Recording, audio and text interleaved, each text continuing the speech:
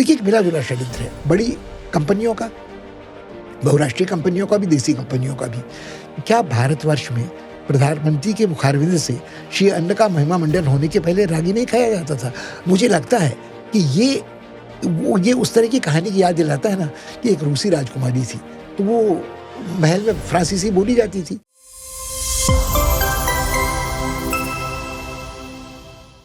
ये जो मिथक है ना कि अब मैं तो वीगन हो गया हूँ, मैं तो ऑर्गेनिक खाना खाता हूँ, तो इसमें एक वेस्टेड इंटरेस्ट मेरे ख्याल में है कि जो लोग वीगन के नाम पे, अब प्रधानमंत्री ने जब से श्री अन्न कहा है, मिलेट की बनाई है, तो अब आप ये कहिए कि हर चीज़ में मिलेट होगा, अप्पम भी मिलेट का होगा और नान भी मिलेट की होगी और तंदूरी रोटी भी मिलेट की होगी, चॉकलेट कुकीज़ भी मिलेट की होंगी।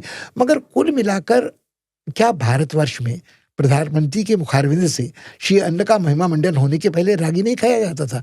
उत्तराखंड में मंडुआ, पूर्वांचल में मंडुआ, कर्नाटक में रागी, राजस्थान में बाजरा, गुजरात में बाजरा, दक्षिण में ज्वार और भूटान की तरफ बकव्हीट, शोरगम।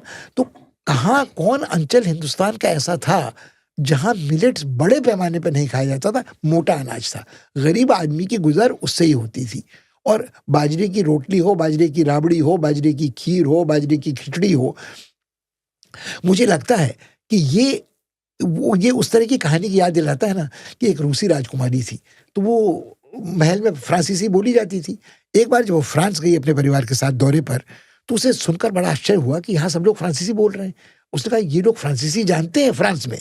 तो उसकी जो आया परिचारिका थी, उन्होंने कहा कि देवी जी, ये इनकी मातृभाषा है, आप भी इसे बोलती हैं रूस में क्योंकि आप राज परिवार की हैं। यही दशा हमारे मिलेट खाने वालों की हो रही है। उनको एकाएक याद आ रहा है कि अरे, मिलेट में तो इतना, और प्रधानमंत्री ने कोई गलती नहीं की थी। प्रधानमंत्री ने जो सुझाव दिया था, वो उन्होंने ये नहीं कहा था कि भारत का श्रेष्ठी वर्ग मिलेट खाना शुरू कर दे। उन्होंने क्या कहा था? उन्होंने कहा था कि जो मिलेट्स नाम का मोटा अनाज है, श्री अन्न, ये दुनिया भर की खाद्य सुरक्षा के लिए महत्वपूर्ण है। अफ्रीका में लोग मिलेट्स खाते हैं, तो यदि आप भारत से मिलेट्स का निर्यात अफ्रीका को कर सकते हैं, तो या मिस्र को कर सकते हैं, तो यूक्रेन में युद्ध के कारण जो गेहूं का निर्यात कम हुआ है, उससे जो संकट पैदा हुआ है वो बहुत हद तक दूर हो जाएगा। और भारत में भी यदि आप अपने खाने में मिलेट की कुछ मात्रा, मिलेट भारत में श्रेष्ठी वर्ग का आदमी कब खाता है? जब उसे रक्तचाप होता है, जब उसे डायबिटीज़ होती है, जब उसे कैंसर का शुबा होने लगता है, जब ब्लड प्रेशर होता है, तो कोई पोषण विशेषज्ञ उससे कहता है आप अपने खाने में थोड़ा मिलेट मिला लीजिए। तो अब आप देखिए, कभी आप विमान से यात्रा करें तो कहता है शुगर फ्री मिलेट कुकीज़। अगर आप लेबल ध्यान से पढ़ें तो उसमें शुगर एडेड नहीं है, मगर इन्वर्ट सिरप है। वो अगर चीनी नहीं है तो और बंधुआ क्या है? उसमें ट्रांस फैट्स नहीं है क्योंकि डेयरी प्रोडक्ट नहीं है, मगर पामोलिन है। अगर आप पामोलिन उतना भकोसने को तैयार हैं, तो आपको फिर डेयरी से क्या संकट होना है?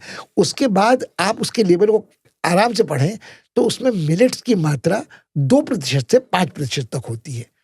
जैसे वो Indian liquor blended with Scotch है ना, कि 2 बूंद डाल दीजिए तो आपने अपनी सौगंध तो पूरी कर दी, वो ब्लेंड कर रखा था। मगर 750 मिलीलीटर की बोतल में शायद 15 ml भी आयातित विदेशी मदिरा नहीं गई होगी। तो मुझे लगता है ये षड्यंत्र भी जो है ना, कि देखिए, एक मिला-जुला षड्यंत्र है, बड़ी कंपनियों का, बहुराष्ट्रीय कंपनियों का भी, देसी कंपनियों का भी, कि सेहत के लिए फायदेमंद चीज़ के नाम पर आप कुछ ऐसे अनाजों को, सुपर फूड्स को, न्यूट्रिकल्स को इश्तहार के ज़रिए विज्ञापित करें कि लोग उनको अपनाना शुरू करें।